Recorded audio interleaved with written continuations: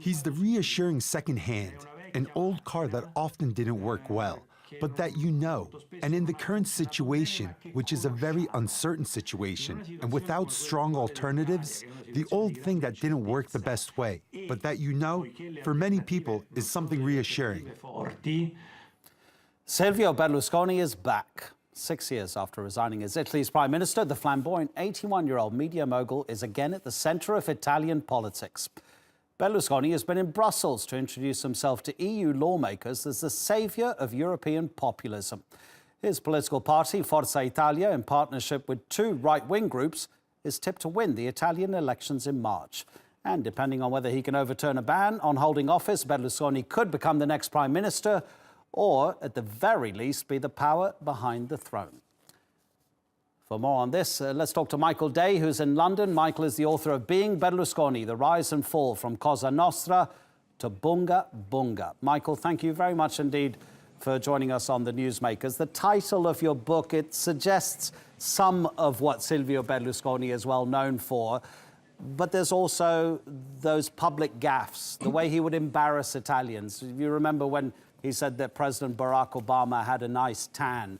All of this that you've written about in the book, and everything many people make fun of him for, is he still the same, or has he changed? I don't think he'll ever change. I mean, I think we know what he's like. People know what he's like. The big question is, how is it possible he might, as you've just said, about to be a very, very important figure in Italian politics again? You've heard about this trial. We've heard about there's a new Bunga Bunga trial, a related trial, in which he is accused of bribing witnesses to cover up the sex parties. But despite all that, he might well have a very important role in government. And I think it's a question of people in Italy. The poverty of choice is such that some people are thinking it's better the devil we know. Incredible as that might seem to people not in Italy. Yes, that case that you mentioned, the bribery case, that's just the latest, isn't it? He's been investigated for business deals, having links to the mafia, holding those sex parties, as you described them, paying these bribes, one apparent alleged bribe to a pianist at the sex party so that he would give a particular version of events that would make Berlusconi look better. How does a man like this still hold the attention of the Italian people and make them want to vote for him? Well, as I said, it's partly... I mean, one thing I would say, comparisons have been made between Donald Trump and Berlusconi. Berlusconi is not Donald Trump, despite lots of things they have in common. They're both vulgar, they're both dishonest, they're both very rich. But Berlusconi actually has a certain charm. I know he's vulgar, he's rude, he's a liar, he's a criminal, but he's also quite funny. I mean, some people actually, this is hard to appreciate, but some people in Italy actually quite like him. There's kind of a vicarious thrill when you see someone, a short, unexceptional-looking person, going from one helicopter, by a helicopter from one luxury villa to another luxury villa to have sex with lots of young women. Some people probably think, my God on him, isn't it? You know, it's wrong, but it's quite funny. I wish it were me. That's part of it. The other part, I think, is that the political situation in Italy is such there is not much choice. The left is always divided and hopeless. The centre ground is weak because I think Renzi, who was going to be the new Tony Blair, gambled on this referendum on rewriting the Constitution. That blew up in his face. So now we've got Berlusconi, and the other alternative is the far right. We have the Lega Nord, the Northern League, which is essentially a racist party. And Berlusconi is now able to present himself as the voice of reason. He can say, well, I can actually control the Northern League. I promise not to ditch the euro.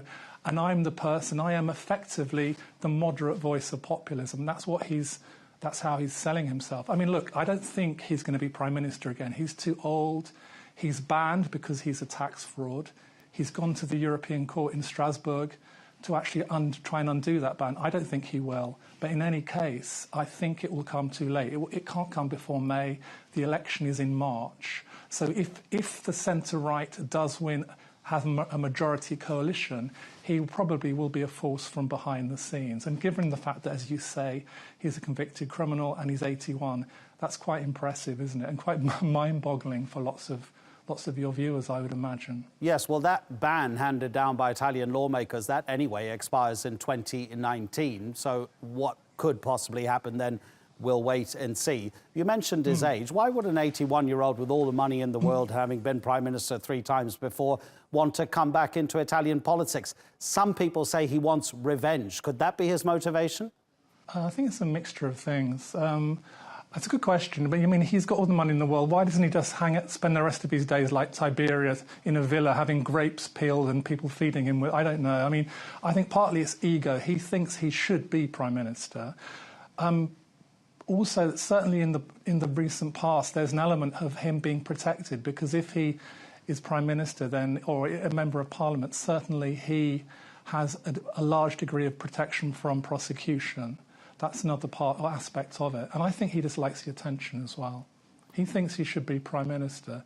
He thinks he can do it better than anyone else. I think he likes to delude himself that he actually believes he is one of Europe's elder statesmen and not just a sort of dirty old sleaze who's evaded his taxes. Maybe he's a bit of both. That's the fascination of Silvio Berlusconi, really, isn't it? Yes, well, as you know, the slogan of his political party, the name of his political party, is a football chant. Forza Italia. How could you not agree with Forza Italia? Go Italy. You take pride in your nation. And having been there to Brussels to announce himself as the saviour of European populism, he did meet some very important people there, including Jean-Claude Juncker, Michel Barnier, people who are very, very heavily involved in European politics. So he clearly still has influence.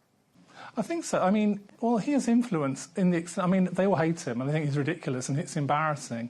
But to some extent, I mean, Italy can say that Italy's an important member of the EU. With Britain leaving, the EU has to be united. It's got problem with Eastern Europe and the Central European countries, which are behaving in a very undemocratic way. It's important that France, Germany, Spain, Italy stick together. They need Italy on board. They need an Italy which is not going to ditch the euro. Silvio Berlusconi has gone over there to say, well, if we win, don't worry, we're not going to do anything very Eurosceptic. But equally, I think Italy has a case to complain. I mean, look, it's been left in the lurch with the migration crisis for so long. The other countries were not helping it at all. It has a very porous southern border. It was having tens of thousands of migrants, and the rest of Europe did not want to know. And that, in part, has actually fueled the rise of the right in Italy. And so I think the powers that be in Brussels, they know that Italy has a case, and they have to listen to them. And they probably are aware that's what's fueled the populism in Italy. So I think they will have to be accommodating of Italy. And they have... You know, they can, to some extent, Europe can say it's brought this upon itself, I think. Michael, what was the reaction to your book in Italy, and what did that tell you about the popularity of Silvio Berlusconi? Did he at all threaten to take you to court? Did people say that it's just a character assassination? They loved it. They thought it was funny and spot on, slightly immodest. I'm being immodest like Silvio Berlusconi. But I think English people were slightly irreverent. And the things that he's got away with, he could not have gotten away with a fraction, 1/100th of this in the UK. And I think I wrote it from that perspective as an Anglo-Saxon who lived there for 8 years and couldn't believe what I was seeing. Michael Day, we appreciate it. Thank you for joining us on The Newsmakers.